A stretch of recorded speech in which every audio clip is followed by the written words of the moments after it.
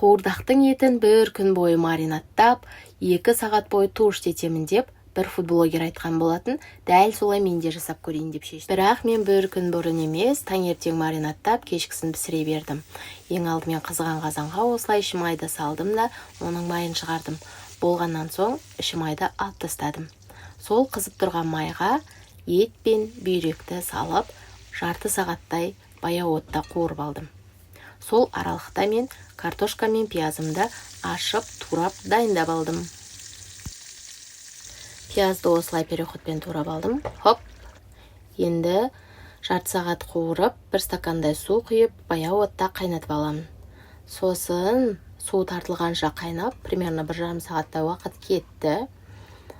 Осының үстіне пиязды салып, бір алтын сары түстес болғанша қуырып алдым. Одан соң картошкамды салдым. 5 минуттан соң туралған бауырымды да салдым. Сосын осылай араластырып, бетін жауып, жарты сағатта пісірдім. Вуаля, еті деген балқып, әдемі болып пісті.